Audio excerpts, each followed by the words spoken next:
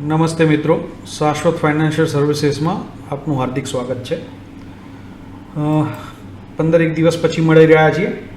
Nifty તે દરમિયાન ખૂબ ઉપર નીચે જઈ રહી છે, પણ છે લેવલ ત્યાંનું ત્યાં છે. એટલે ઇલેક્શનના સમય દરમિયાન ઉઠાપટક તમે જોઈ શકશો. અહીંયા આપણે લગભગ અહીંયા છેલ્લે મળેલા હતા પહેલી બીજી તારીખ આસપાસ, ત્યાંથી નીચે ઉપર પણ ઓલ ઓવર ત્યાં જ લેવલ ઉપર છે. એવું સૂચવે છે નિફ્ટી કે કદાચ નિફ્ટીને ક્યાંય જવું નથી.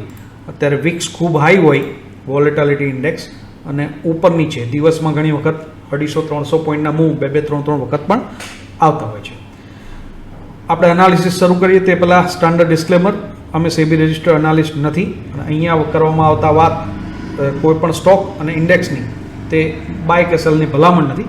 ફક્ત એજ્યુકેશનલ પર્પઝથી આપણે તે સમજવાનો અને કેવી રીતે ભવિષ્યમાં કામ કરી શકશે તેનો એક પ્રયત્ન કરી રહ્યા છીએ. તો નિફ્ટી આવનારા દિવસોમાં હજી પણ થોડી વોલેટિલિટી રહી શકે છે, પણ સરેરાશ એવું લાગે છે કે નિફ્ટી અહીંયાથી બહુ નીચે ન જાય. ઉપરના તરફના જ આયામ, ઉપરના તરફના સ્તર એટલે કે 23,500 સુધીના સ્તર, કદાચ 24,000ના પણ સ્તર દેખાડી શકે.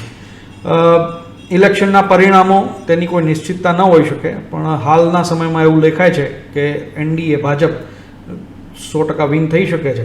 અને જો 350 આજુબાજુ એનડીએ આવે છે તો પણ માર્કેટને કોઈ વાંધો ના આવી શકે. અને આઉટ ઓફ ધ બોક્સ માનો કે 300ની નીચે એનડીએ જાય છે તો 100% માર્કેટમાં તકલીફ પણ ઊભી થઈ શકે છે. પણ જો તમને એમ લાગતું હોય કે એનડીએ હારતી તો નથી જ અત્યારે હાલ સ્થિતિમાં, તો આ માર્કેટ અહીંયાથી 100% સારું છે. કારણ કે સાથે સાથે સ્મોલ કેપ અને મિડ કેપના ચાર્ટ એવું સૂચવે છે. આ આપણો મિડ કેપનો ચાર્ટ છે. મિડ કેપના ચાર્ટ એવું દેખાડે છે કે એ હાઈ ક્રોસ કરી ગયા છે. એ જ રીતે તમે સ્મોલ કેપનો ચાર્ટ જોશો તો સ્મોલ કેપનો ચાર્ટ પણ ઓલમોસ્ટ હાઈ પાસે છે, અને પહેલાં હાઈ ક્રોસ કરેલો હતો. તો બધા ચાર્ટ એવું સૂચવે છે કે ક્યાંય ને ક્યાંય બહુ મોટી મંદી નથી દેખાતી. છતાંય માર્કેટ કોઈનું હોતું નથી.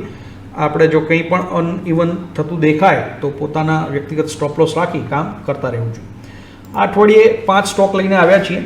1-2 સ્ટોક રિપીટ પણ થઈ રહ્યા છે, પણ સારા લેવલ ઉપર સારી જગ્યાએ હોય સ્ટોકને આપણે રિપીટ કર્યા છીએ. ડીવીઝ લેબની આપણે વચ્ચે વાત કરેલી હતી હેડ એન્ડ શોલ્ડર પ્રમાણે.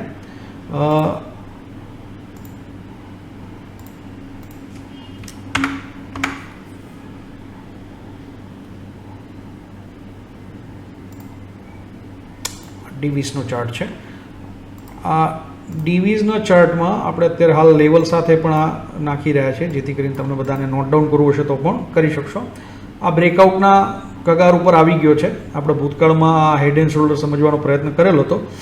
હવે આ ડીવીઝ લેબ અત્યારે હાલ બાય કરી અને 350-25ના એસએલથી અંદાજે 5400ના ટાર્ગેટ 6 થી 9 મહિનામાં આવી શકે તેવી સંભાવના દેખાતી હોય ફરીથી રિપીટ કરેલ છે. બીજો સ્ટોક છે બાલકૃષ્ણ ઇન્ડસ્ટ્રી. આ પણ આપણા ગ્રુપમાં મિત્રોમાં પહેલાં પણ શેર કરેલ છે, પણ હાલ આને ફ્રેશ એન્ટ્રી માટે આપણે શેર કરી રહ્યા છીએ.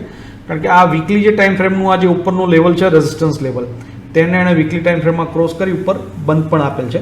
એટલે આ નવી ફ્રેશ એન્ટ્રી આ કરંટ ભાવથી કરી અને આવનારા સમય માટે, કારણ કે આમાં થોડી સ્ટોરી લાઈન એવી છે કે કોઈ પણ ટાયરના સ્ટોક્સ તમે જોશો તો તે બધા જ ખૂબ ઉપરના સ્તર ઉપર કામ કરી રહ્યા છે, ખાલી બાલકૃષ્ણને બાદ કરતા. તેના ફંડામેન્ટલ ઘણા બધા કારણો છે, ક્યારેક વિગતે વાત કરશું.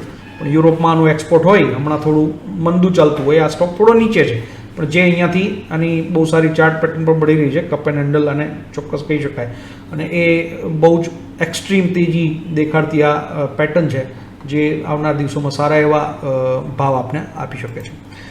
ત્રીજા નંબરે છે લાલપાત લેબ.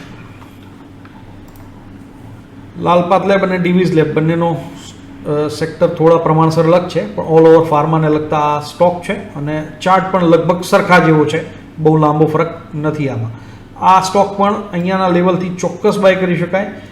ડીવીઝ લેબ, બાલકૃષ્ણ, આ બધા સ્ટોક કદાચ કોઈ એસએલ રાખ્યા વગર પણ કામ કરે. એસએલ ચોક્કસ રાખવો જ જોઈએ, પણ જો લાંબા ગાળાના રોકાણકાર હોય જે 5 વર્ષ 10 વર્ષના, તો તે લોકો કદાચ કોઈ વખત એસએલ ન રાખ્યા વગર નીચે એવરેજ પણ કરી શકાય. અનલેસ એન્ડ અન્ટિલ કોઈ કંપનીમાં જ કોઈ મોટા હડકંપ મચી જાય અથવા કોઈ મોટા તકલીફો આવી જાય ત્યારે એને રિવ્યૂ કરવો જોઈએ. બાકી આવા સ્ટોક્સ જે સારા ગજાના સ્ટોક હોય તે આવનારા સમયમાં હાઈ તો કાપી ચોક્કસપણે એનાથી ઉપરના પણ લેવલ દેખાડી શકે છે. ગ્રીનવેલ નોર્ટન કરીને એક સ્ટોક છે. આ તમે જોઈ શકશો હાલમાં જે ઉઠાપટક ચાલે છે તે દરમિયાન આ બધા સ્ટોક્સને બહુ જ્યારે વચ્ચે થોડીક મંદી આવી હતી સ્મોલ કેપનો સ્ટોક છે ત્યારે એ નીચે આવ્યો હતો, પણ ઓલ ઓવર ત્યાંથી જ આ બધા સ્ટોક બાઉન્સ બેક થઈ રહ્યા છે. એટલે બેઝિકલી આ બધા સ્ટોક્સની બાઇંગ, ત્યાંની નીચેની ડિમાન્ડ ખૂબ સારી હોય, આ બધા સ્ટોક નીચે જતા નથી. અને એનું આ લગભગ સપ્ટેમ્બર 22 એટલે લગભગ 1.5-2 વર્ષ પહેલાંનું જે લેવલ છે તે ક્રોસ કરી અને હવે ઉપર જવાની આ તૈયારીમાં છે. આ બધા સ્ટોકમાં ખાસ રોકાણ કરીને બેસવું જોઈએ.